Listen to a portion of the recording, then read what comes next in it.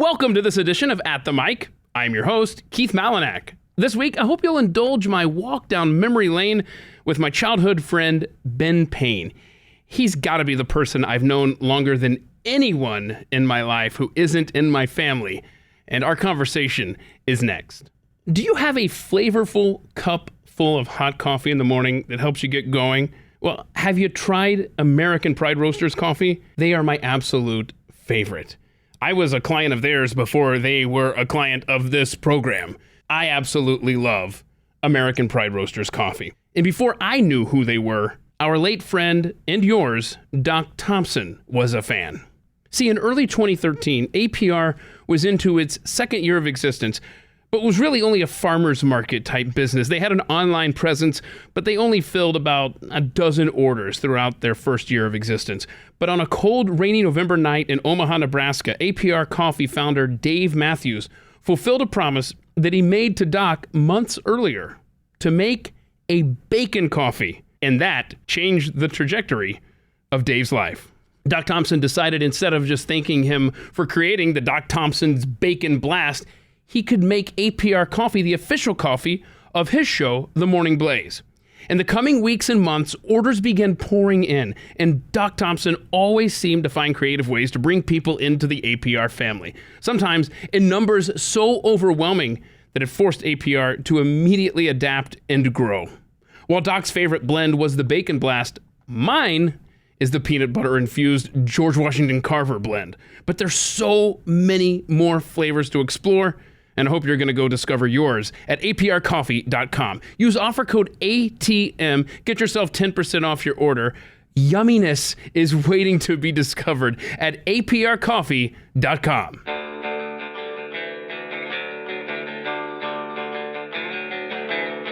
You're listening to At the Mic with Keith, an independent podcast production.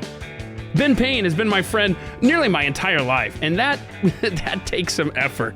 He sat down with me and we talked about his life growing up in Atlanta, Georgia, how it apparently ended. Yeah, that's right. Apparently, Ben's life actually has already ended back when he was in high school, and we're going to talk about that. He also explains why I should blame an invading army for a cracked oil pan that my 87 Honda Accord suffered when I was a teenager. The walk down memory lane with my friend Ben Payne starts right now on At the Mic. Ben, before we get started, I want the audience to listen carefully. You may hear the sounds of Nana in the background preparing our lunch. My former Sunday school teacher. That's right. That is right. Man, we go way back. We do. How old were we when we first met each other? Oh my gosh, 5 or 6, potentially, something along those lines. So 40 years ago. Oh, well. That hurts. All right, that hurts. Maybe we were 2 or 3. Let's look at it from that perspective. Okay. You were born and raised in Cobb County, Georgia. I was. Just like me. Yeah, absolutely. Right here, Metro Atlanta. Marietta. I went to Walton High School. You went to Sprayberry High School. Go Jackets. Go Jackets, yeah. So we, of course, originally crossed paths through church. Yes. Roswell Street Baptist Church. Oh, yes. That church, just like this county, has changed so much. But it probably still sucks the soul out of everyone who goes there. But it still sucks the soul out of everyone who goes. Wait, you're talking about the county or the church? Yes. So you're still in Metro Atlanta. I am. I'm in Roswell, Georgia. You're in Roswell. Go Hornets. Go Hornets. Wait. So you have divided loyalties between flying insects, the Yellow Jackets and the Hornets. Never, but I support the home team. Okay. I remember when we were growing up, you were going to go to college to major in English. Correct. And you wanted to write scripts for what at the time was WWF, now WWE. That is correct. That would have been so much fun. It really would have been. Yeah. And I almost made it. I got an interview with CNN. Wait a minute. Hold on. Let's back up here because we spent a lot of time down at CNN Center, near the Omni Absolutely. in Atlanta. Yeah. Because I remember when we were in there, that's when you told me that. And I thought, well, this is where you come, right? I mean, this is where you would. Yeah. Right. So you actually tell me this story. What? I had an interview.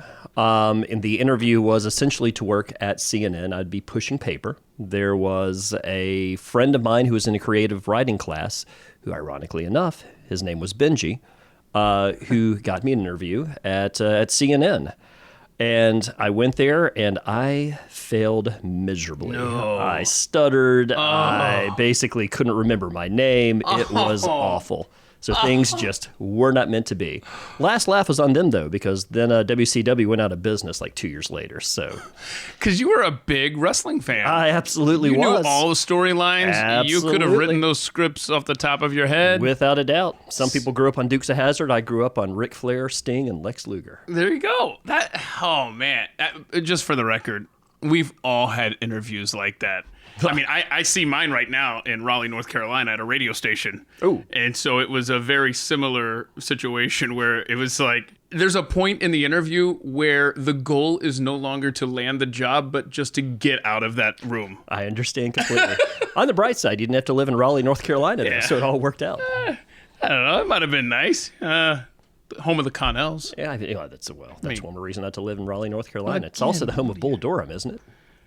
Is that what? Well, no, that would I'm be, getting confused. That'd be Durham, North Carolina. Oh, all right. It's just down the road. So be it. I mean, they do call, in fairness to you, the area is Raleigh-Durham. See, there we go. So there we go. Okay, so you have two brothers. I do. An older and a younger. I do. Okay, hold on. Billy is the older one? Billy is the older. I don't think I've ever met him. Really? Yeah, because whenever I would come over to your house, I mean, he was long gone. Yeah. How much older than... He's 10 years older than I Yeah, am, so see. he was almost more of an uncle than a brother growing up. Right. And then your younger brother, Nathan, Nathan, who I would like to point out is much cooler than you. much more intelligent at least. So how are they doing? They're doing very well. Nathan is an Ivy League educated architect. Wow. Yes, he has spun off his little family of his own. Likewise, had the good taste to move to Roswell, Georgia. And my older brother just became a minister at a church in Alpharetta. So he and I have really reconnected. Okay. It's been great. Yeah, he lives in Sandy Springs now, he and his lovely wife. So So that's cool to have both of your siblings that close. yeah, it absolutely is. That's really cool. It's been cool to reconnect. What kind of buildings is Nathan creating? This is what's funny. He's been one of the folks who've profited through this pandemic we've had on. He is now redesigning schools and churches. So instead of going through and building new schools and building new churches, a lot of these places have gone through and just decided to update their existing buildings. So he's the person who brings the 1970 schoolhouses that you and I went to up to modern day technology. Okay, all right. Well, you ended up going to school at the University of Georgia. I did. Which I think, correct me if I'm wrong, was your plan from the moment you thought about college. It was actually my dad's plan from the moment I thought about college, but I didn't disappoint him. Right. So you went to school for English. How was your college experience? Because I went to Nebraska. Sure. So that's where you and I just kind of... We veered away. We veered away because we're on different sides of the country and really remained that way. Thankfully, we were able to stay connected through fantasy football. Fantasy football, correct. And as I've said before on this podcast, I'm a very annoying owner in our league. Yes. In that I am constantly sending trade offers and getting rejected summarily 95% of the time. Absolutely. But anyhow, so at least we had that. That was A common thread. a common thread, right? That was something that we could stay in touch through. But it's always cool to come back to Atlanta for the fantasy football draft, see you guys, and I'm getting way off track because I want to get back to the University of Georgia, but you're married now to Rebecca. I am, the lovely blonde. Right. So you didn't meet at the University of We Georgia? did not. Okay. Rebecca went to Florida State. Oh, my. Oh, yes. So how did y'all meet? We met first job out of college. She had just moved to Atlanta, and I was recently graduated, so she didn't know anybody, and we worked at the same company. Is that the only way it works for you? Yes. Like, if she doesn't know anybody, then... Basically, she felt sorry for me, I felt sorry for her, and we just flocked together. Okay, all right, cool. All right, so that's where you guys met shortly after college. Yes. So let's back up just a second here. Go to the University of Georgia. You did end up majoring in English. I did. How was your college experience? I had a blast. Yeah. I really did. It's, there's a lot of things I regret that I didn't do because of I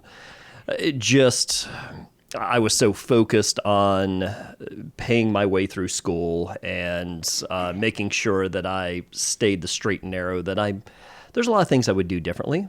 Overall, I had a really, really good time. That's good. That's good. Did you get out of there in 4 years or take longer? 4 years and a summer. So yeah, same here. 4.25. Yeah.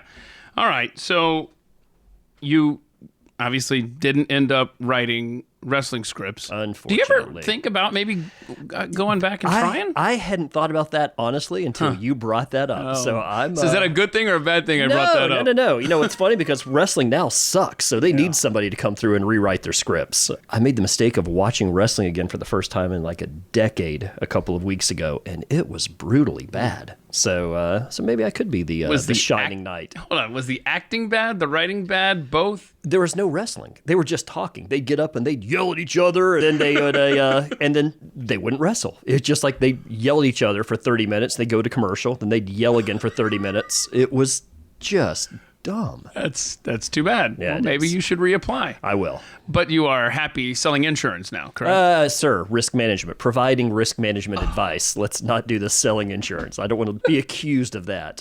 So what's the difference? The difference is you don't want to step in an elevator with an insurance salesman. Okay. You'd say I don't want that mystique, the guy who is basically pressuring all of his friends and that type of thing. Okay. At this point, I've been with my company long enough that I have an existing book of clients, and That's good. I'm more of an advisor than I am trying to go through and actively chase down other people. That's So, good. Yeah, it is good. You can have a sip of water now. Behind the scenes here, I've just been stopping him. Every time he's trying to take a sip, I'll just jump in with another question real quick, just because I'm a jerk like that. There it is. Okay, I will say, if you ever wanted another job, I always thought, and don't get any ideas, I'm never going to run for president. But I always thought, if I were the president of the United States, Benjamin Payne would be my press secretary. Oh, all right. Oh, absolutely. I can handle that. This guy that I'm talking to, and I don't know if it's going to come out in the podcast or not, but he can spin anything. He That's why I'm good at my job. literally can spin anything. So I always thought, if I needed a press secretary, someone to deflect, questions from the media, this would be the guy right here to be the shield for me. We would be unstoppable. This is actually a great idea. I'm not running for president. Oh, all right. Well, disregard. But if I ever need a press secretary in some other capacity, you're the first person I'm calling. Well, I appreciate that. So that is a compliment to say that for me to tell you that you can spin anything to make it sound positive. I'm trying to compliment you in my awkward way. No. That's kind of my calling card is positivity. You have worked in IT for IBM. Oh, it was horrible. So hold on, I didn't even know that you had that kind of information technology background. Oh, I didn't. It was just got out of college in '98 and nobody was hiring. Well, obviously, CNN shot me down, and I didn't crap the bed in my interview with IBM, so I worked with them for a while. How long? About a year and a half. So you were the guy that people bug, like, hey, what does this do? Or Oh, why isn't this working? No. Do you remember Gateway Computers? Yes, the I do. computers in the cow box? Yeah. People don't realize what a horrible, awful home computer that was, because I fielded calls all day long trying to set up arrangements for tech to go and meet people whose computers had melted down, literally had melted down. So I got to deal with the angry 58-year-old housewife who had spent her entire month's savings on a box of cow, and then essentially direct a redneck on-site repairman, and it was brutal. It was absolutely brutal. It's where my drinking habit began.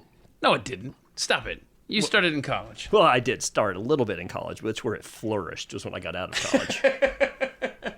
See, and I didn't start till 35. I know, that's crazy. We missed out on a lot of drinking games together. Well, we sure did. See, that's the thing. That's the thing. You and I growing up in a Southern Baptist church where drinking was severely frowned upon. Dun, dun, dun. Right. Drinking, dancing, fill in the blank. It was wrong. Yeah, basically. General fun or Right. debauchery. Yes, Right. exactly. One and the same. So my liver has some time to make up for. No, absolutely. Right? Well done. It's still got some legs under it. Sure. But what is your favorite kind of alcohol to drink, sir? You know, I've been known to partake of a scotch every now and then. The blonde and I will have have a glass of Malbec once in a blue moon, but I don't drink like I used to. Huh. Yeah, well, you and I have never had drinks together. Ever. No. That's we never haven't. happened. Not once. Not once. Not at once. all. Never. Okay. Other jobs. I got to ask you about this. I started out shoveling horse crap for $20 a week in high school. That was the best job I've ever had. Where do you even apply for? I happened to live down the road from somebody who owned multiple horses. Okay. And they didn't have any kids, and I was voluntold to go shovel horse crap. Oh, is this kind of like your college choice with your dad? Voluntold? Basically. Voluntold. I got to write that down. Voluntold. Absolutely. So, okay. So, in other words, you didn't find an ad in the paper that said, hey, come shovel horse poop. No, it was more after school. After track practice, I would go home and shovel horse crap up until dinner. That's right. I forgot. You did a lot of track or cross country or both. All of the above. Yeah, Yes, sir. you were. I forgot about that. You were really big into, because you were on the Sprayberry High School team. Go Jackets. How'd you do? I did pretty well. Yeah, I did pretty well. Get any trophies? I have quite a few trophies. They're still in my closet somewhere. Right. So they've served me well by collecting dust in the closet. I'm not kidding you. I think my trophies are at a Salvation Army right now somewhere. Well, you should let me know where they're at. I'll go buy them and give them back to you. Thanks. They're meaningless. No. They're just a little T-ball. And remember when we played church basketball league together? Hold on. That may have been the worst athletic event that I have ever. It was awful. It was awful. But hold on. Before you continue this story, I am awful at basketball. And this came up on a recent episode with Zach Reimer, a college buddy of mine who's also in our fantasy football league. Sure. And I was as bad as a kid at Roswell Street as I was in the rec league at the University of Nebraska. All right. So I've been the common thread of these really crappy teams, just so you know. All right. But yes, I know exactly what you're talking about. We used to play in this gym that was never warm. No. It was I forgot about that. It was freezing. I swear there was no insulation in that building. No. We didn't know what we were doing. I didn't even know the rules, quite frankly.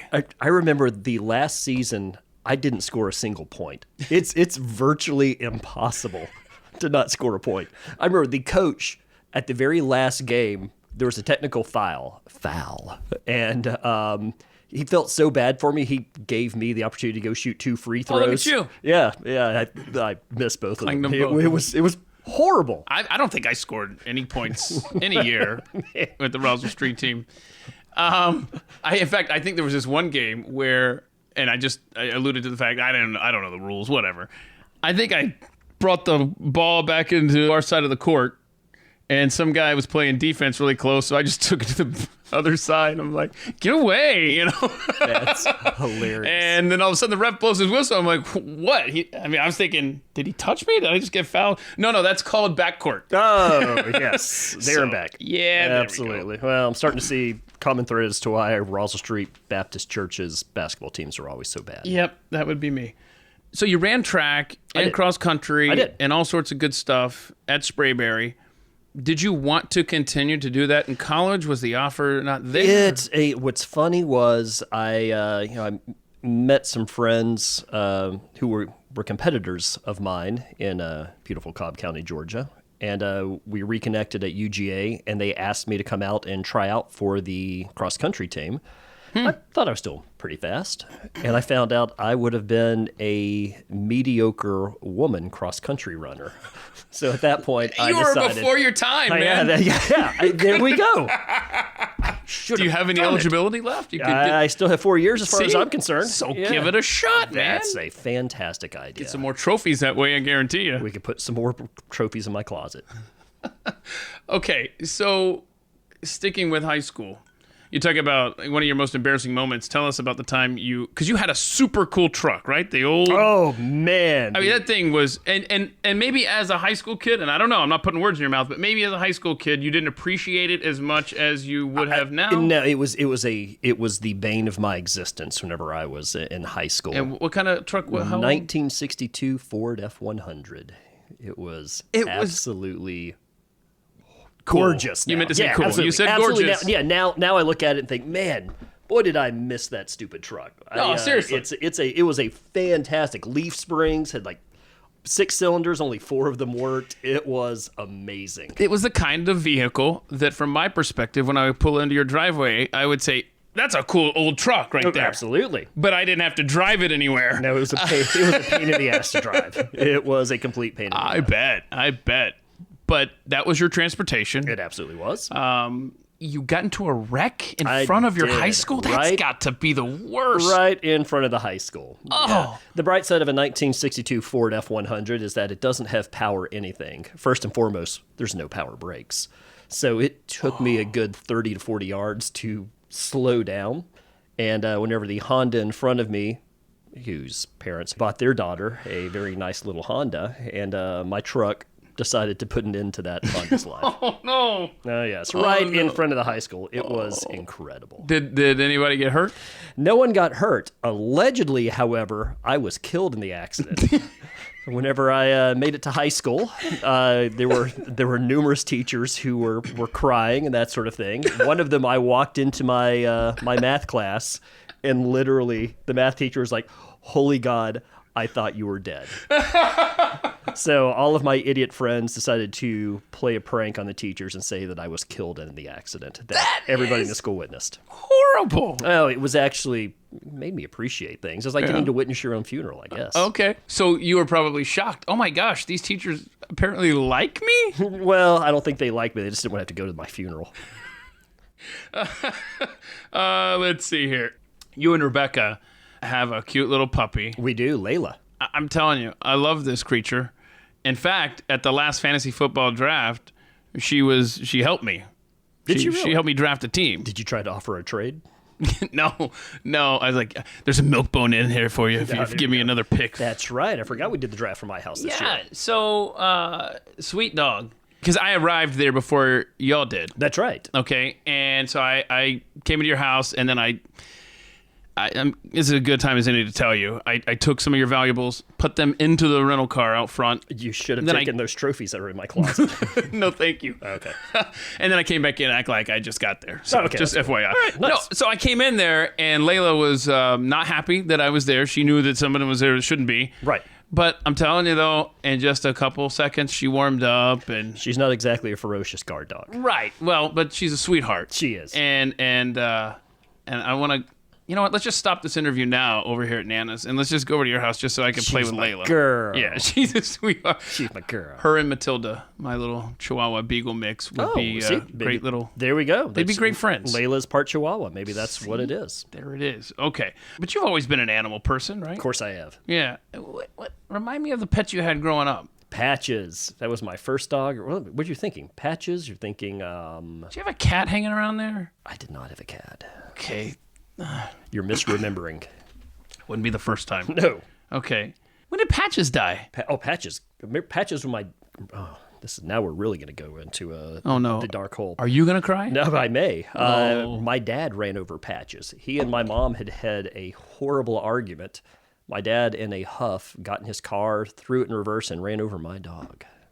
When was this? I was probably... I was in high school, so may have been junior year. Had that dog for my entire life. He was like 15, 16 years old, and my dad ran him over. Wow. Moment of silence for Patches. You don't have any scotch around here, do you? Not in this house. Okay. Well, that's right. And we will pause for Patches. Good boy. Dang, dude. I know. He was my good boy. Okay, so... Okay, let's talk about your parents for a second here. Oh, boy. Because... You said that they got into an argument. I got to be honest with you. Every time I was over there, everybody was on their best behavior, quite frankly. Like your dad is a quiet guy. Oh, he is. He is. Yeah. My dad's a wonderful Southern man. Okay. So, yeah, he's the epitome of Southern gentleman in every good way that you can imagine. But see, because the reason I'm thinking about your dad and the reason it came to mind that he was so calm and quiet from my memories is because... In your email answers, you talk about one of your earliest memories being him yelling at the TV at a Georgia Bulldogs football game. Yes. Which I can totally respect. Absolutely. But then you mentioned the whole argument thing. I'm like, okay, what's going on here? I think there's a lot of pent up emotions that probably happen to anyone who Sure doesn't drink. So that's maybe that's where it Okay. happened. So are they still over at the house you grew up in? They absolutely are. They live at. We don't need the address. Oh no! I was going to say, I was trying to think of they live in the shadow of Kennesaw Mountain. Yeah. So yeah, That's okay. Yeah, very cool. I bet I could totally. I know I could. I could totally get to that house now. I'm certain you could. And it's funny how many of my friends still have my phone number memorized from my childhood phone number. They still have a landline. So Hold on. Let's talk about your driveway real quick at your house. I cracked an oil pan with my little 87 Honda Accord in your driveway. On my parents' driveway? Yeah, because It is steep. It was night, and the sides of it drop off like these sewer concrete deals. Yes. Do you know what that was? That was actually a Civil War trench. That was a Civil War trench that they turned into a ditch in my front yard. For real? Yeah, for real. So there were all wait. sorts of trenches because we were so close to Kennesaw Mountain. Now hang on a second. I should have filed the repair paperwork with the Department of War or Federal something. government, absolutely. Right? We should have. Because I was clearly a victim of the Civil War. We were 30 years ahead of our time. They're paying for everything else now. They could have paid for your oil pan. Right? Oh man. That's fascinating. I thought so. That is. Oh, yeah. I'm surprised that your yard isn't on a protected piece of land or something. Yeah, I think we were just outside that. But we'd find all sorts of mini balls and bayonets and that kind of stuff growing up. It's really cool. Same here in Nana's yard. This used to be a farmland. Yeah. There was a couple of major battles close by here, Right. and in the yard when they moved in shortly thereafter, they found, like you said, bullets, mini balls, all sorts of stuff. In fact, a kid across the street, maybe 20 years ago, with a metal detector out here, found a belt buckle in their yard. That's pretty cool. I should have, we should have a talk. Right? You should, absolutely. Exactly. Where did you find that again? Well, it depends on whose side he was. The buckle was on. Well, it was, get this. That's funny you say that. It was just half of it. So it was an S. And the S was the exact same for US and CS. Interesting. And so there's no way to know Well, there we go. whose belt buckle it was. Good guys or bad guys? So you play golf still, I do. right?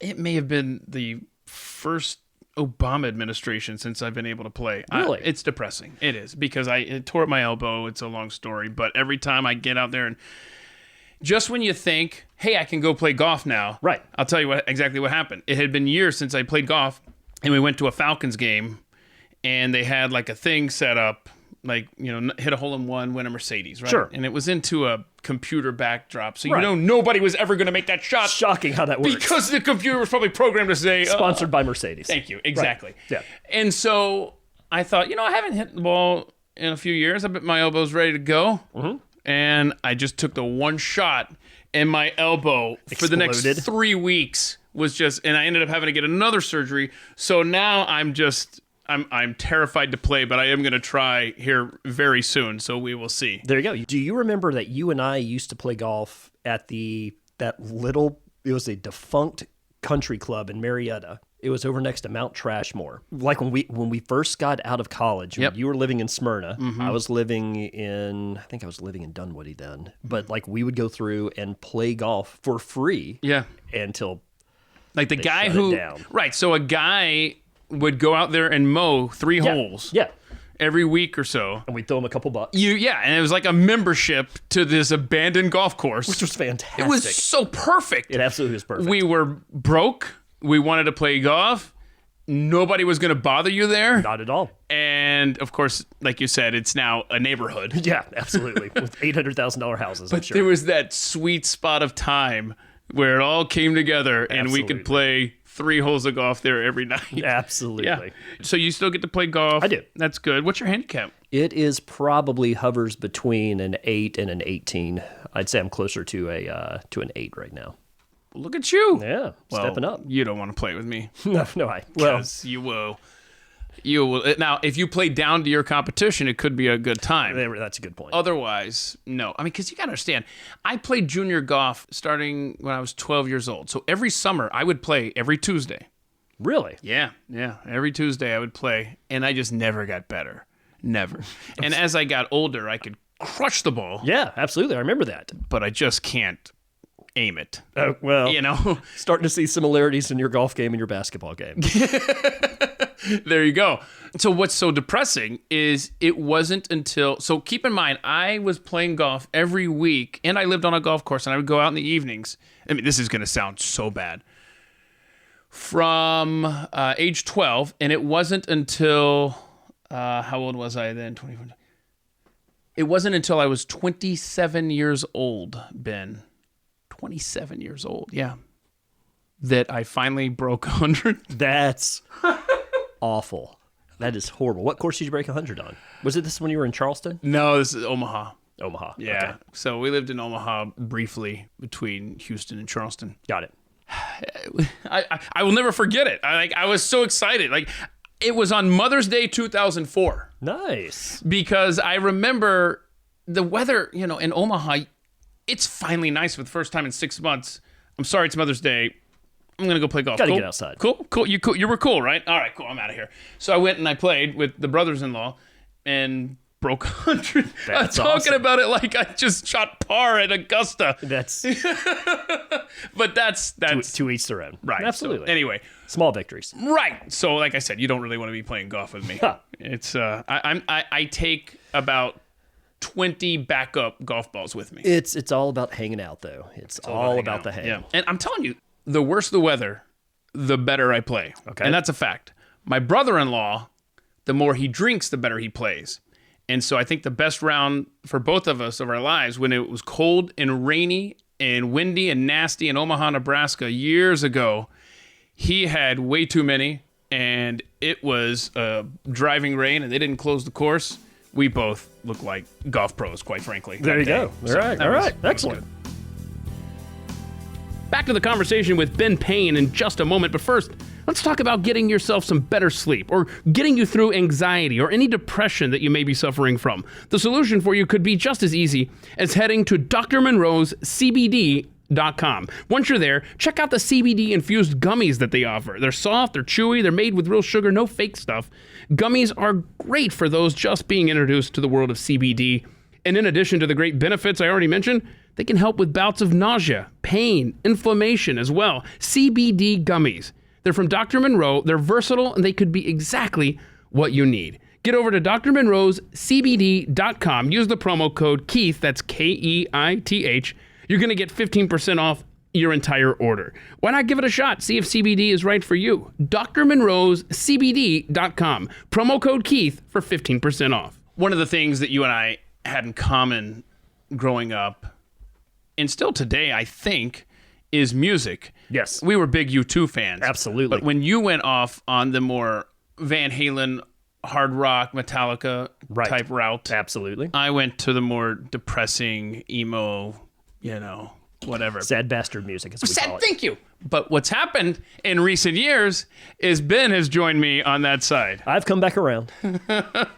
So tell us, because what I think is so cool, you've got this room in your house that is nothing but records, wall to wall. How many vinyl albums do you think you have? Around 900. I love it. I love this room, and it's just fascinating to have you send me a video of a Radiohead vinyl album playing. Yes, because I abhorred Radiohead. You're the one who turned me on to them. Huh. So, I don't know. I don't think I had much to do with it. It wasn't until Pete came into your life. Well, no, because you illegally downloaded Radiohead, or at least illegally burned Radiohead copies for me, and sent me every single Radiohead album. That's not illegal. I was loaning them to you. That's right. You just haven't returned them yet. I have not. It's really on you. It kind of is. That's my fault. Yes, it is. So, wow, I didn't realize that. Huh. Okay. So, what would you say if you had to right now pick 3 albums? Because I really respect your musical opinion. What are your 3 favorite albums right now? Right now. Because then I have a follow-up question to that. Right now. I would say I'm going to go a little old school. Siamese Dream, from Smashing Pumpkins. Good choice.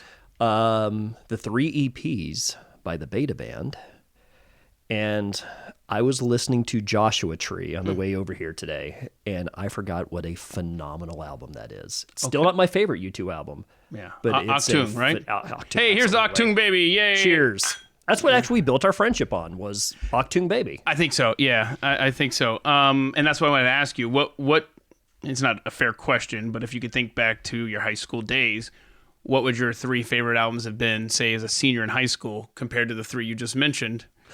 Octung still ranks up there. And actually, it's funny.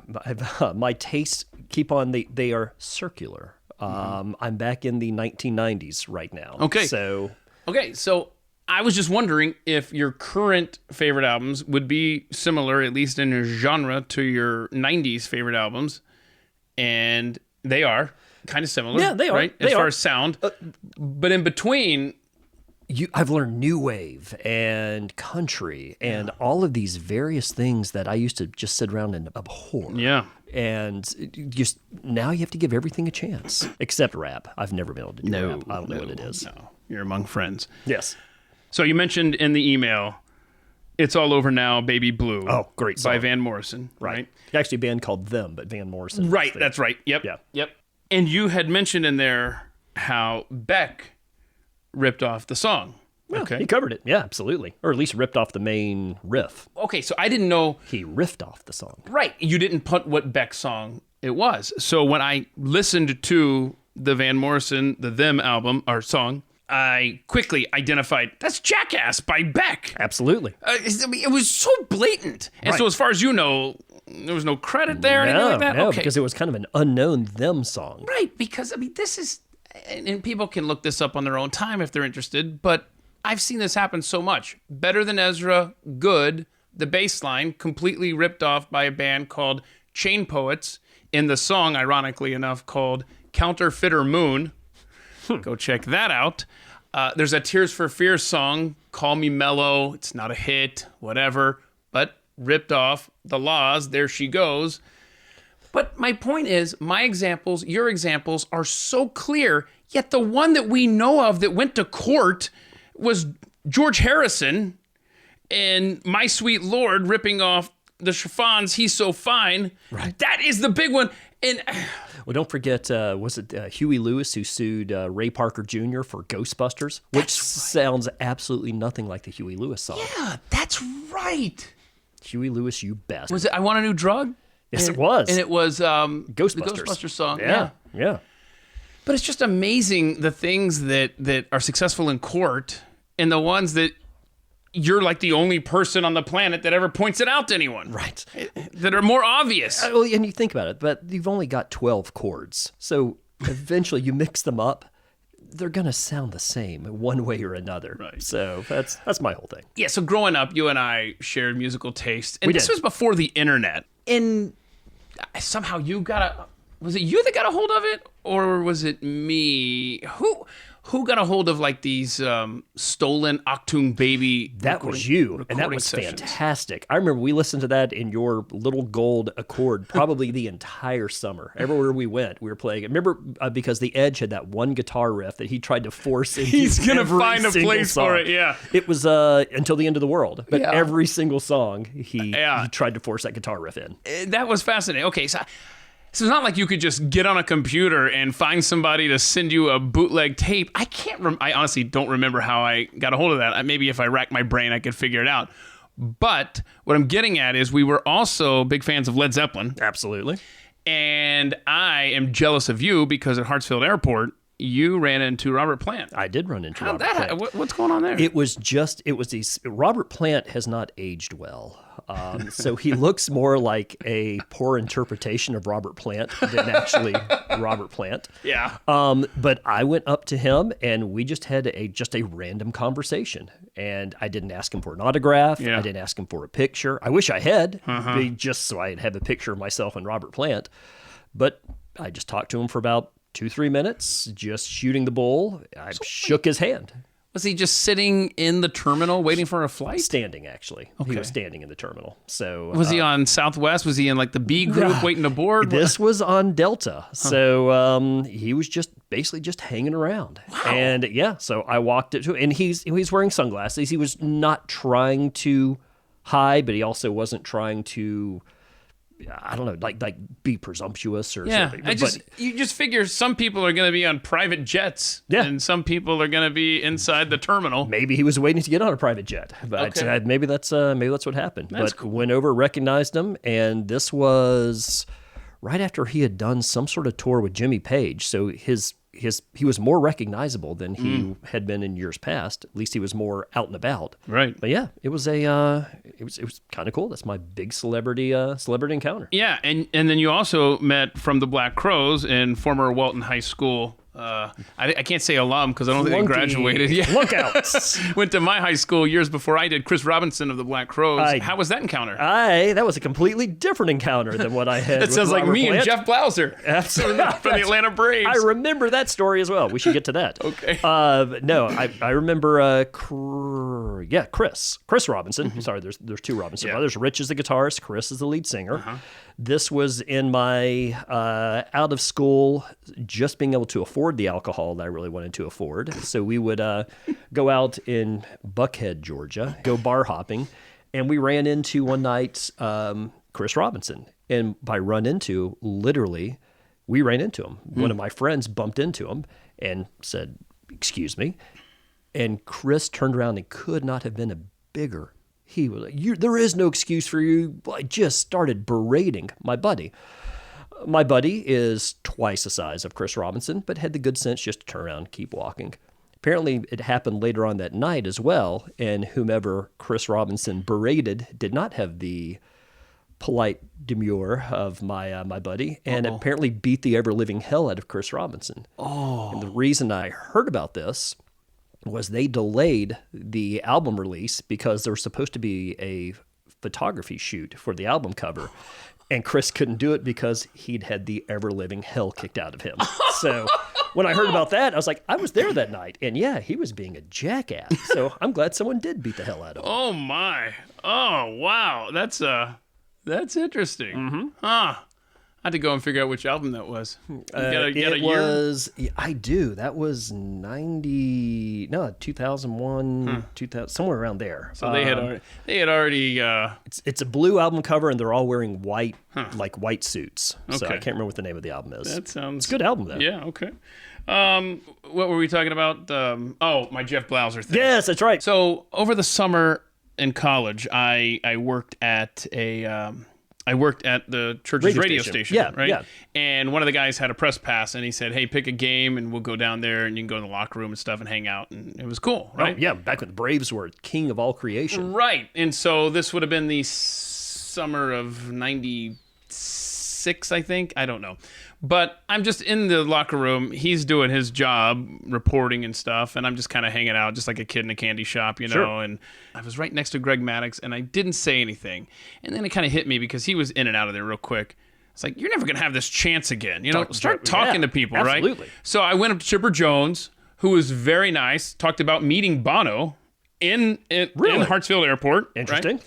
And then off in the background, while me and Chipper are talking, I hear someone impersonating Beavis and Butthead, the Beavis laugh, and it's Mark Lemke, who he's laughing like Beavis, which I am so angry right now because since I got COVID, my voice is not recovered to where I can impersonate Beavis properly. Really? So I won't even attempt it here. Wow. And it breaks my heart. And mine as well. And I'm not being facetious. So he's in the corner laughing like Beavis, making fun of Bono's name. Because that's the way Beavis and Butthead did it. You know, sure, you know the shtick. Right. Okay. I'm familiar. It's a family show. So anyway, so Chipper, me, and Mark Lemke are talking, and all of a sudden I hear a voice off to the side say, "Who's this?" Okay, and he's looking right at me, and it's Jeff Blouser, and I looked to him and I said, "Oh, hi, my name is Keith Malinak." He goes, No. I don't give an F who you are. I want to know who you guys are talking about. And I wanted to say, why didn't the Rockies take you first in the expansion draft like we had wanted? But anyway, so that was my encounter with a celebrity who was a jerk. Oh, but yeah, it's good times. Oh, yeah. But everybody else in the locker room was great after that. Well, After that broke the ice and stuff like that. And anyhow, just the great Braves players of the mid-'90s. Anybody you can think of was at the minimum cordial to me in that encounter, except for Jeff Blouser. well, Jeff Blouser is not really a great Brave player, so So you also were in a bathroom next to a pro wrestler. Tell us about this. I can't believe we're talking about this. Yeah, we are. You put in the email. Why in the world? What had I been drinking whenever I put that in the email? No. We were at US Play, and there was this big Bowling alley, right? Yeah, a bowling alley and video games Okay, yeah. and all of the above.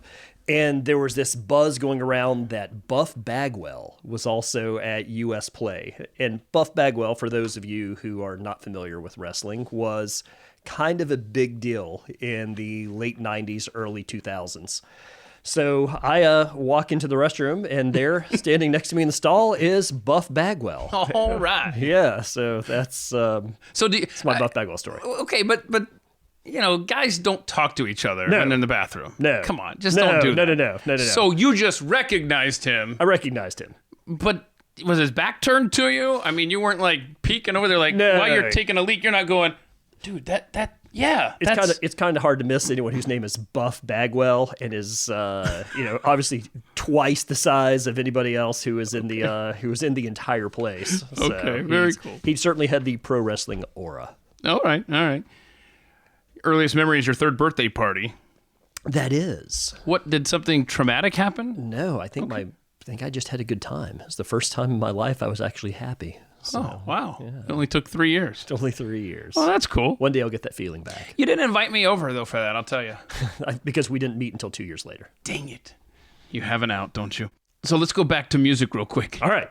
Because you played the guitar in high school. I did. And I remember coming over to your house, and recording. I hope these tapes are gone.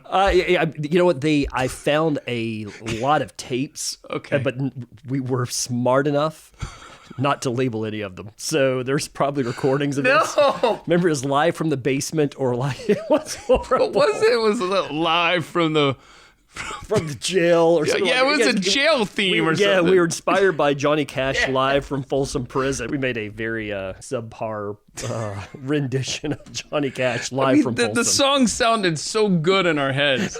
They did. Until we played them back. They sounded awful. Because Nathan had a drum kit, right? He did, yeah. He was actually a pretty good drummer back in the day. Right, but he was never there. No. When we were over there messing around, so we never had a drummer. So I would sit behind the drum kit and sing. Although it was more of a Yoko Ono howl, if I'm not mistaken. All right, now it's getting personal. No, but I kind of want to find those tapes just to hear them one last time before we set fire to them. I know, exactly. Oh my. Okay, but one of your lifetime goals, and I'm sure you're kind of being facetious here in the email, but you want to play guitar in front of hundreds of thousands of adoring fans. Back in the day, that was my. Okay. Now, if I would maybe just to tune the guitar for somebody. Maybe Okay. I'd just go up win a celebrity. I don't know what famous Clapton. I'll go tune Clapton's guitar and just play a power chord in front of everybody for sound check, and that would be my life achievement. Well, because I don't want you to completely hang this up. I want you to start listening to Better Than Ezra. I don't know if they do this still. Okay. But back in the day, they would do a concert. There's a song called This Time of Year. Okay. All right. It's a song on Deluxe. The one that has Good on it, okay, that really broke it big for him. All right. And it's got a simple, I say simple, I couldn't play it, but maybe you could, a simple guitar part. The song is This Time of Year. Go learn that, okay? All right. And you still got your guitar? I do. All right, so go learn that, then wait for Better Than Ezra to tour, and then maybe he'll call you up, because I've seen this happen at shows of theirs. Green Day does it too. Okay, Yes. you call up someone from the ice, come play the guitar for the song, and I remember like the one that really stands out, this guy was really good, and then he just started like jamming to something else, and Kevin Griffin was just the lead singer.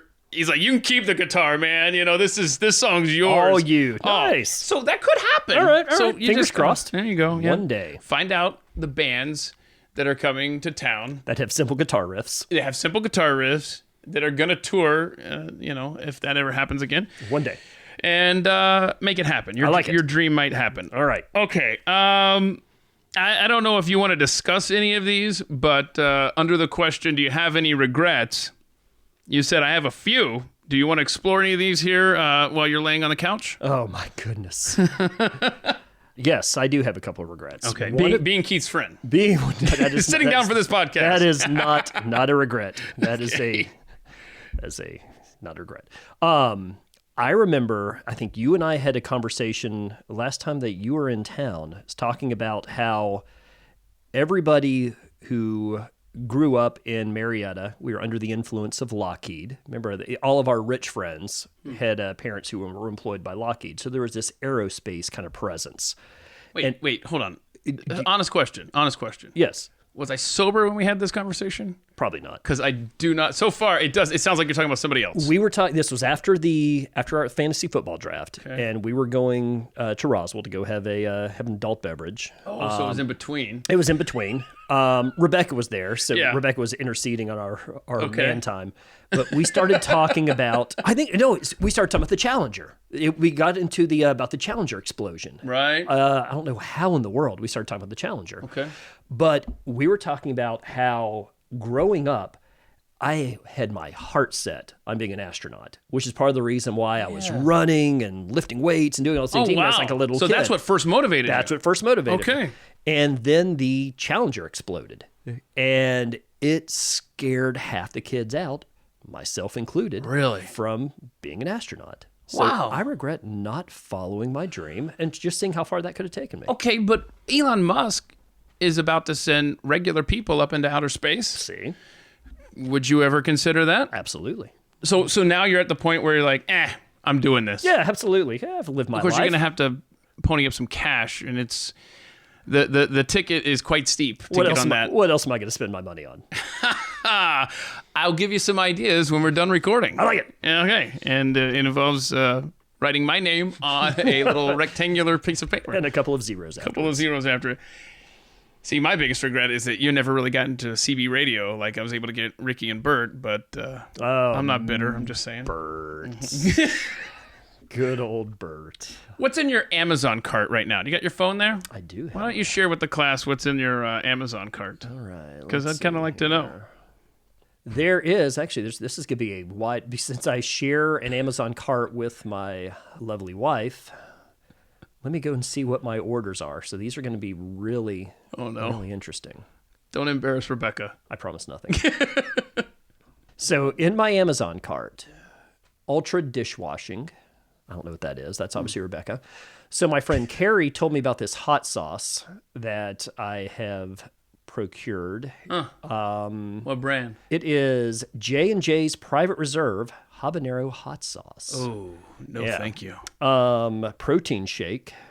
Amino acids. Wow. So wait, now, because you've been running, and, I have been. and you're getting ready to do some sort of competition, right? I bailed on that.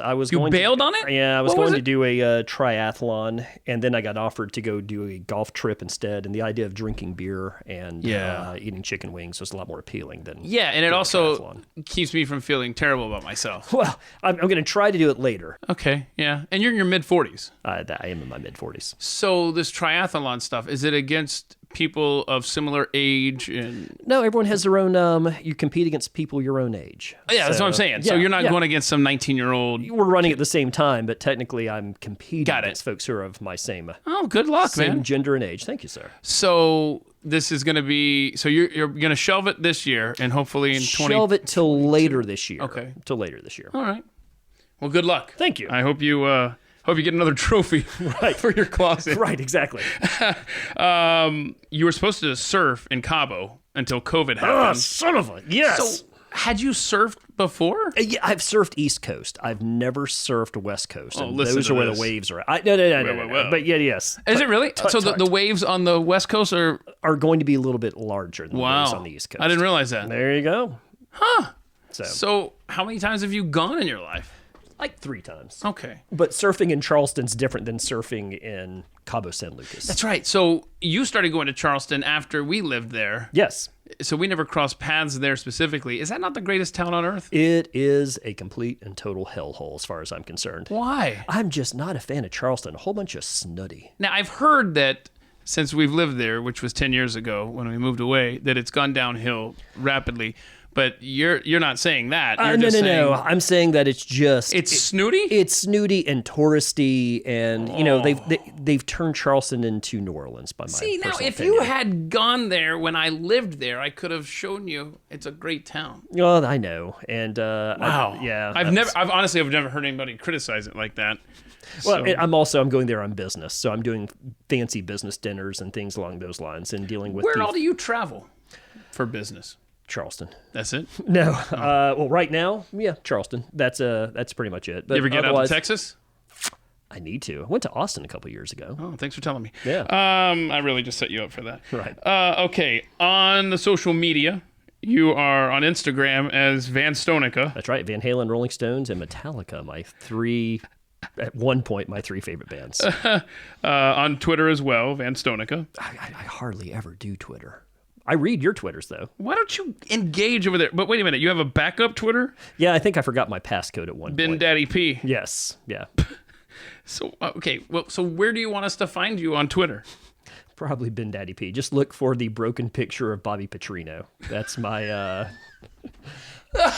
The worst Falcons and I mean, that's saying something because they had Marion Campbell twice.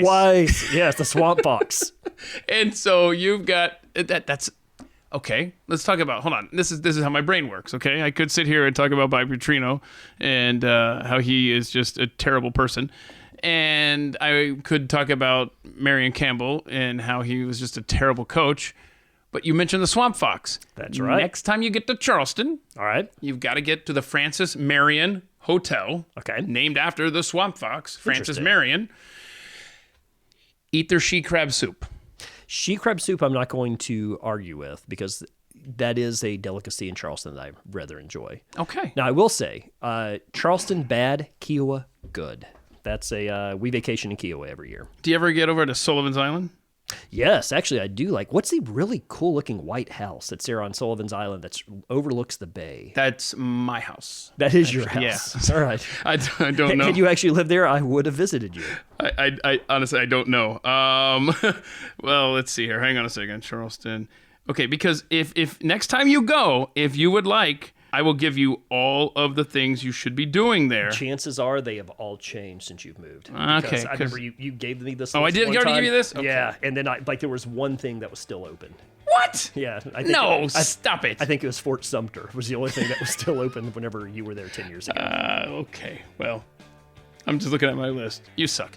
All right, anyway, Ben Payne, is there anything that we've missed here that we need to... I think so. So Ben Payne, everybody, who I'm sorry, I grew up calling you Benji. No, it's all right. In fact, it's come back around. Yeah. It's unique. All right, so Benji Payne, everybody, my guest on this edition of At the Mic, and I didn't tell you this before. You're actually not allowed to leave this room until you make a fantasy football trade with me. Cool? Cool. Done. It was so much fun sitting down with my lifelong friend, Ben Payne, and I appreciate you joining me for today's conversation. Next week, I hope you'll join me as well when I bring you 2 conversations for the price of 1. My friend Erin Zinger chats with us about her life story, and my coworker Chance Foreman is going to be here as well. He's going to discuss his very unique art style. You got to hear about that. That's next week when you head over to atthemicshow.com. And don't forget all of the merchandise available to you when you head to atthemicshop.com as well. We've been adding some new stuff. Nicole's been busy, so go and check that out if you would, please. That's going to do it for now. Please do share this podcast if you've enjoyed it. If your friends need something to break away from the crazy world that we live in, I hope that you will think it worthy to share this podcast with your friends and family. And be sure to rate and review through iTunes so that more podcast listeners can discover this show. Until next time, go be free, and thank you for listening. This has been At the Mic with Keith, an independent podcast production. Head to atthemicshow.com for archived episodes, sponsor information, and ways to connect.